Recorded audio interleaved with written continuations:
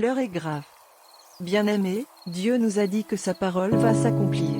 Il appelle son Église à veiller et à prier, appelle ce dernier à marcher par la foi. Nous devons avoir foi en Dieu et dans sa parole. Car sans la foi il est impossible de plaire à Dieu. Dieu ne fait rien sans avoir averti ses enfants et ses prophètes. Car il nous aime. Qu'il nous avertit de ce qui vient dans le monde. Nous voyons tant de bouleversements dans le monde. Et provenons de l'accroissement de l'iniquité. Dieu nous révèle de tout ce qui vient dans le monde, afin que nous nous redressions, car nous savons que notre délivrance arrive. J'ai vu en 2022, Dieu m'a révélé de grands tremblements de terre, de grands immeubles s'effondraient, comme il est écrit dans Matthieu 24, qu'il y aura des guerres, des tremblements de terre et des pestes, et la famine. Notre génération est témoin de ces choses. La Bible dit quand vous verrez ces choses, ce ne sera pas encore la fin mais le commencement des douleurs. Et aussi comme il est écrit désastre après désastre. La peste arrive, ce sera un temps très difficile qui arrive sur le monde, comme il est écrit dans l'évangile de Luc le chapitre 21. Jésus a dit que pierre ne restera pas sur pierre qui ne soit renversée.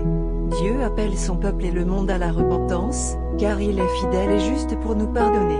Il nous dit aussi de chercher premièrement le royaume et la justice de Dieu. Jésus revient bientôt.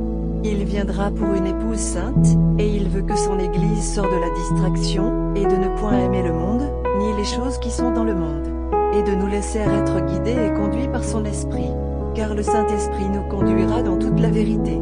Abandonnons le mal et le péché. Les serviteurs et les servantes avec tout le respect, vous devez prêcher sur ces temps qui nous vivons et de prêcher sur la repentance et la sanctification. Car il est écrit que le peuple est détruit par manque de connaissance. Dieu appelle ses enfants à se revêtir des armes spirituelles, dont nous parle Éphésiens 6, car nous sommes en guerre, et le diable fait la guerre aux saints, mais Jésus nous a donné le pouvoir contre les esprits démoniaques. Nous devons avoir le discernement pour pouvoir discerner le vrai du faux. Jésus nous a dit de ne pas nous laisser séduire, car la séduction est grande dans le monde. Mais faisons le bon choix, comme Daniel et ses compagnons, comme Job, et comme Jésus face à la tentation. Référence biblique. Ésaïe chapitre 46 le verset 10. J'annonce dès le commencement ce qui doit arriver, et longtemps d'avance ce qui n'est pas encore accompli. Je dis, mes arrêts subsisteront, et j'exécuterai toute ma volonté. Hébreux chapitre 11 verset 6. Or sans la foi il est impossible de lui être agréable. Car il faut que celui qui s'approche de Dieu croit que Dieu existe, et qu'il est le rémunérateur de ceux qui le cherchent. Matthieu chapitre 24 le verset 6 à 8. Vous entendrez parler de guerre et de bruit de guerre, gardez-vous d'être troublés, car il faut que ces choses arrivent. Mais ce ne sera pas encore la fin. Une nation s'élèvera contre une nation, et un royaume contre un royaume, et il y aura, en divers lieux, des famines et des tremblements de terre. Tout cela ne sera que le commencement des douleurs. Matthieu chapitre 3 verset 2. Il disait, repentez-vous, car le royaume des cieux est proche.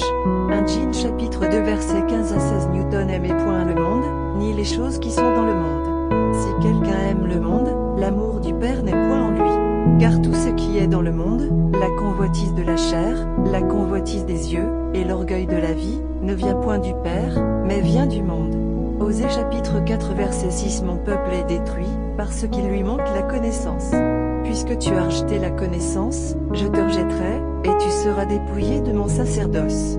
Puisque tu as oublié la loi de ton Dieu, j'oublierai aussi tes enfants.